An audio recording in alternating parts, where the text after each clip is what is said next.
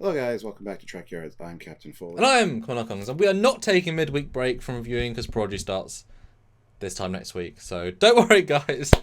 In our Discovery reviews, we'll pause and they'll return, but we won't stop. But today we're talking about Discovery Season 4, Episode 7, But to Connect. And here we are to connect with you guys right now and talk to you about the episode, give you our edited review. Be sure to check out our live review, which was last night. Yep. Yes. Yeah, and of course, this episode has got a lot of sub things we're going to talk about, so do look forward to those as well, coming throughout the week as the New Year's cheer is among you all. So yeah, Stuart, what do you think of Season 4, Episode 7, Part 1 of Season 4? It was good. It was lots of talk, but it hashed out a lot of stuff. And I love the episode title just because, for so many reasons, it speaks to both stories, which is nice. I don't know really how I feel about it. It wasn't as good as, last week's, in my opinion.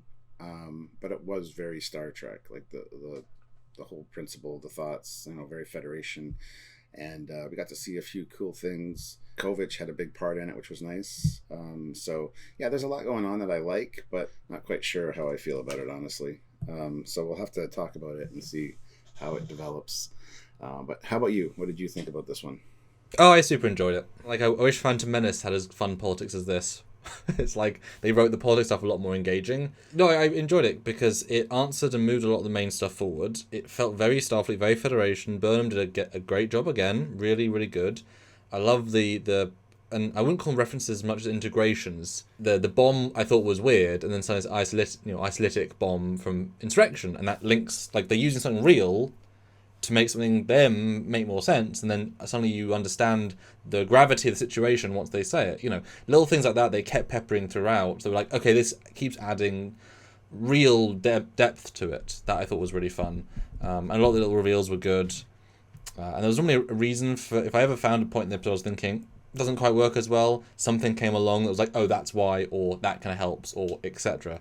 So I really, really enjoyed it, and it was great to see Stamets be a strong lead for a change. He's normally a secondary, and then Burnham was a strong secondary almost, but had her moments. Book, it's hard to relate to Book story now, because it's, none of us will ever feel end of our planet. So it's hard to relate to his actions, and I found myself being more pulled away from liking what he was doing. But I can't relate to it, so I'm not going to judge him for that. And Kovich was great. Zora I finally got engaged with, finally. Took an entire episode of focusing on her, but I thought it was good stuff. Especially the part they address, you can't have AI on the ships. It's like, yes, you can't! I said that! Well, the foreshadowing from last week with the whole she'll pick the Federation over you every time definitely played out really quickly in this one. I mean, she really had no choice. She was put on the spot. You could tell that it was, kind of conflicting for her a little bit. Mm-hmm. And She almost didn't. That was real, that was well played by her at the end. But, I mean, the stuff between Tarka and Book, finding out that Tarka's actually from another universe and not the mirror universe, which was great.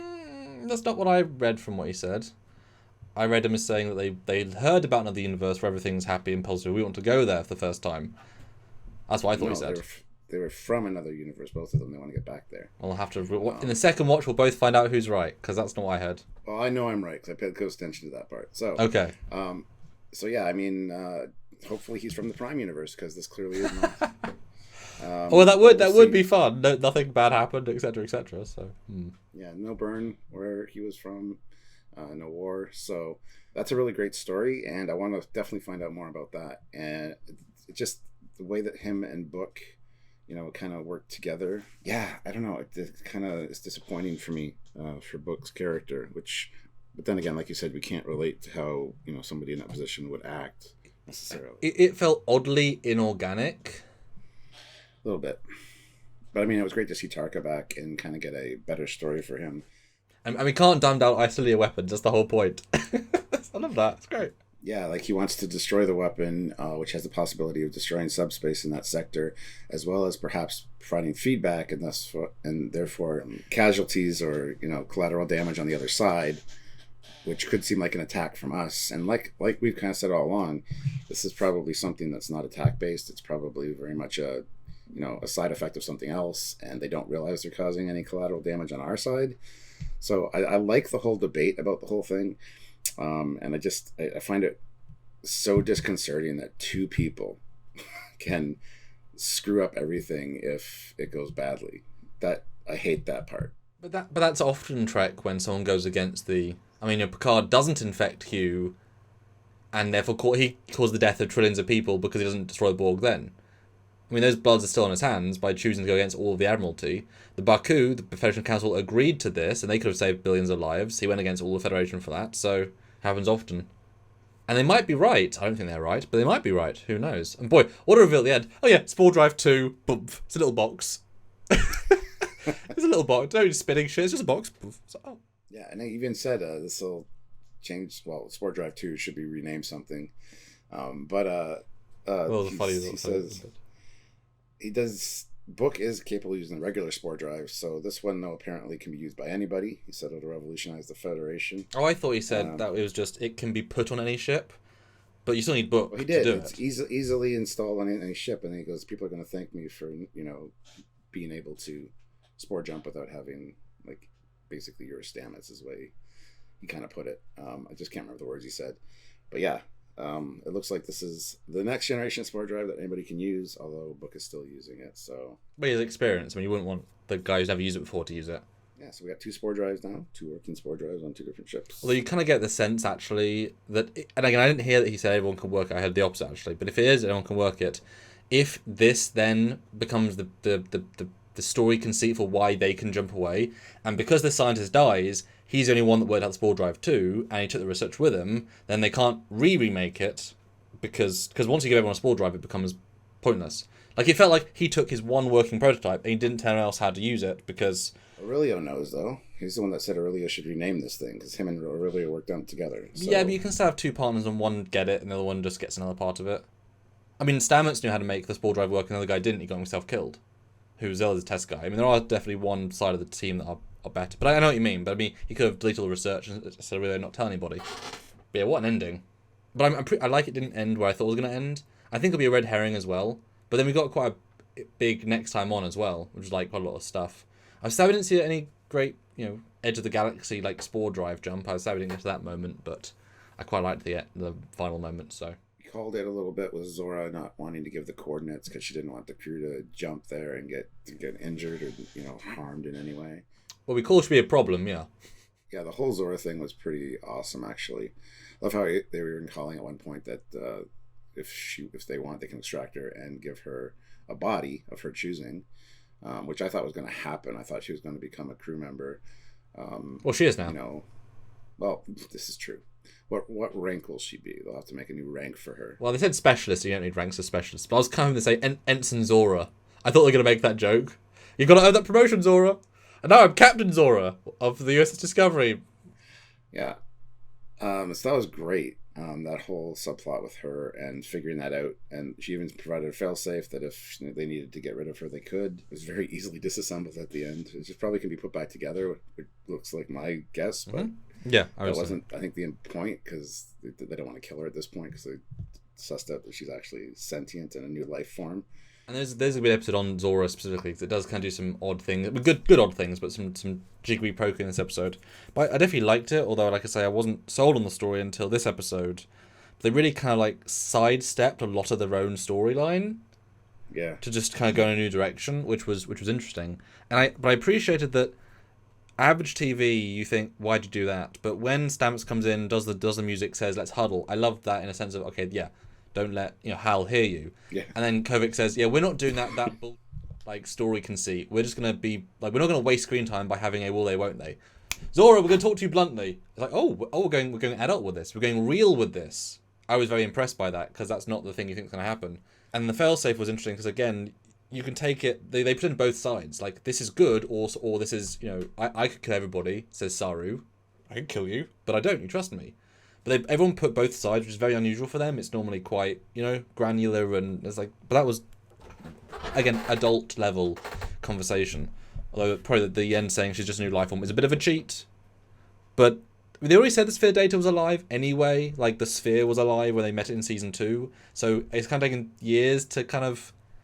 Remember that plot line a bit, but hey, it's all new anyway. I found it interesting that Kovic's determination was that if Stamets didn't come to the conclusion he did. He was going to be reassigned, which That confused I found me. odd, Yeah. considering he's the only one that can operate the Spore drive besides Book, and Book's not a member of Starfleet, so that seems kind of Yeah, I didn't understand that. Kovac could know, though, in all fairness, that this next generation Spore drive is ready to go, though. Once Discovery's not useful as a one-off, they are not going to be sent to these missions because... It's always going to be, because they...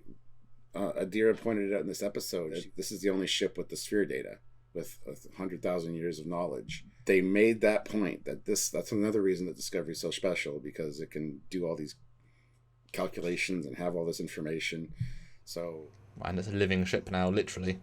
Yeah, Discovery's like 3 times special now. Living ship, Spore drive, and all the sphere data. Yeah. I know what you mean, but also by that impetus, what I just meant was they wouldn't be sent anymore because their ship is, while you can upgrade a certain amount, it's not going to be as strong or as reliable as a modern built, fresh built. You know, the Connie refit is not as capable as a fresh built Enterprise refit. And if you've got sphere data, you wouldn't want to send that to the Delta Quadrant in harm's way to get destroyed. So if anything, it would stay home more because you need the data at home to do calculations. You can't risk it every week. They have sent Discovery because it's the only ship they can. But you're right, it's too important to be sent on these missions now. It's just, if it gets destroyed, well, you lose more than you ever could. Well, I appreciate they do say, which we said, it's a plot hole from season 2, we can't with the Spore data. It's like, or the sphere data, you did. It was a whole plot point. You just keep plot holes yourself. And he's like, future tech. So, well, yeah, it's not that hard. So I like, we moved away from all those little things. They kind of they retconned a lot of their own little lore cleanly, which I liked. But I do think Zora will be in a body at some point. That was such an obvious setup. Well, yeah, even Kovac saying, 930 years more advanced tech, because they say, how are you going to be able to move, Zora out of the not hard. That's what he said. Exactly. It's like, dude, this is why you're from the past. You know some stuff. I live here. I know all the stuff. Because it was never about killing Zora ever. And again, these are adult tones of story. When they say, well, I have to remove her from the ship, they're like, oh, into a body? Well, yeah, into a body. We're not going to kill her. Oh, okay. It's like, it was so chill. It's like, well, yeah, just whatever she wants. It's fine. But then I was thinking of you. I thought when she said, my grand solution before it was the death switch was, if you clone Discovery, I can go into that and grow myself. And then you'd suddenly see a new Discovery be built and she'd go in that. I thought that was, now we're going to see it. No. A bomb was the death switch was the instead. I was like, that's not what I wanted to see.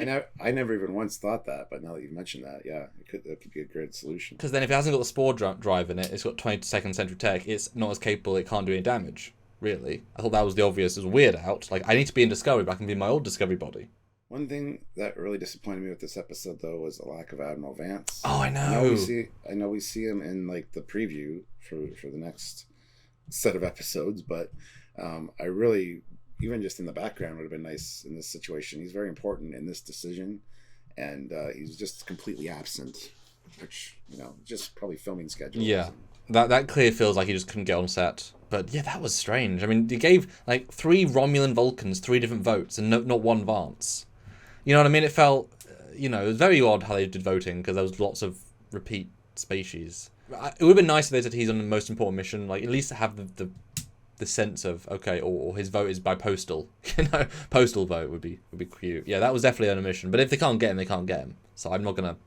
So I did also want to talk about the choice of the episode, because it was half the episode about, do we either bomb the DMA or send a fleet, a ship, whatever, to the edge of the galaxy at the, I guess Zora found the exact point, and try and communicate. Although there's not necessarily a way through the barrier, so it's still there's multiple steps left to go. It was I thought it was a good debate, but I felt it was a bit odd that at some point it became a case of we can either do one or the other. But no one ever said, let me go diplomacy first and then have the bomb on standby tomorrow. I thought there was a weird disconnect of you can do both, and it's unlikely for the DMA to disappear and reappear and destroy anything tomorrow. I think that was implied with the fact that all it'll take is the Spore jump in and a 5-minute boom. 5 minutes to get it ready and boom. I think that was implied that it could be done at any time, but yes, that discussion never came up, and I thought that was a little odd as well. That's what the approach most politicians and diplomats would make. Try the peaceful attempt first and have everything else on standby, which the general from Earth did say, if this first contact doesn't work, we're going to need a backup plan, like an Armada fleet. We should get that ready. So that was kind of addressed in a line of dialogue, but not really. That was before this. Yeah, that was before the solution for the bomb. So because both can be done quickly. I mean, he even said he can spore in, send it off, leave within 5 seconds. So that bomb plan takes a minute to do. The other one also takes not very long to do. I mean, I guess you've got to send discovery either way, which then takes away the second plan. But they should have said that. For such a long discussion, they didn't give that avenue. Because when Book keeps saying, we have to bomb it, I'm thinking, just try the other thing first. You don't need to do it now. You know, because yes, he's not. No one's saying they sort of said it, but you know that they killed your planet. I get it, fine. But if you bomb them back and they come in with one of their ships with the power of a DMA and destroys 500 planets, won't he feel like a fool? Because he forced a bomb going first. Like that would be exactly his fault. So try the peaceful first. And it's already been a week since the last episode, so the DMA isn't disappearing regularly. It's been at least a week and a half between the last time, and we've no idea how long it was this last time. So there's no reason to think it will disappear. Hasn't attacked any planet. It's not on course to any planet. You know, it's doing nothing. It's just sitting there in empty space, not destroying things. So it's like it's not the biggest threat. It could go somewhere or get somewhere empty. You know, the evidence keeps pushing away from being a weapon. Given it's been now 3 weeks, 2 moves.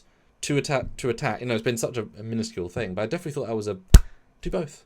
Have both plans. Yeah, that should have been addressed for sure. That's the more Starfleet way for me, anyway. We brought up the whole we've been exploring strange new worlds and new civilizations thing, which is nice. And it's true, if they do retaliate, destroy the DMA, and it does cause collateral damage on the other side, it could be perceived wrong as a threat. And honestly, some with a species or whatever that has this technology, who knows what kind of weapons they'd be able to send. If this isn't a weapon, who knows, right? Or even just 3 more DMAs. That's all it needs, and they just send them, and they keep randomizing and blah blah blah. You know, but yeah, it was just like I wish that all they should have said was but they would have been a plot hole for later. But you know, Discovery's the only one that can do both. So we have to make a choice. If we lose Discovery to them in the fight, we can't destroy a DMA. Like, one line dialogue could have made that apparent, but then the Spore Drive thing would have been a twist later on.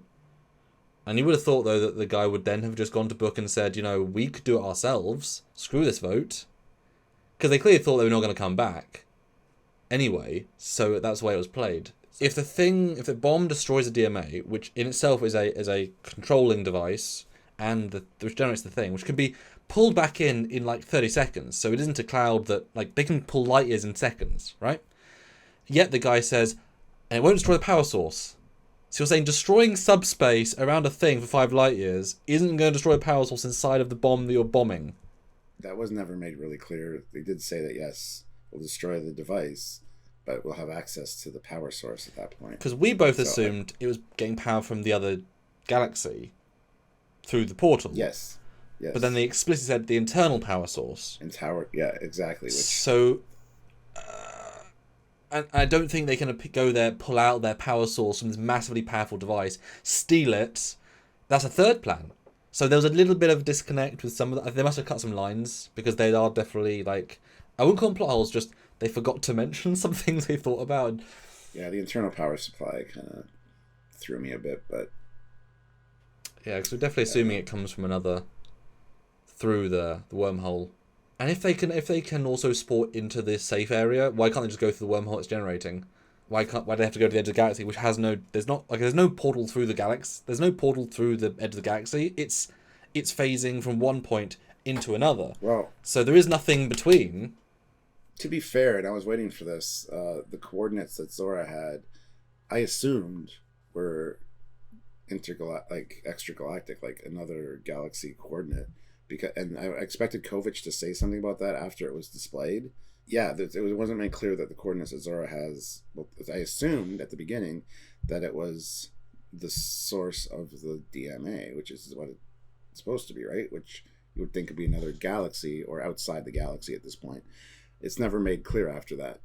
So is it just where it came through our galactic barrier, or is it actually another galaxy? Well, what I heard and interpreted was that when the DMA phases, when it comes through our galaxy, it has to still cross the subspace dimensionality of our 2 points in space. It has to go through the Great Barrier, even if it's through subspace, and so that it pulls particles with it, and so that's where it came from.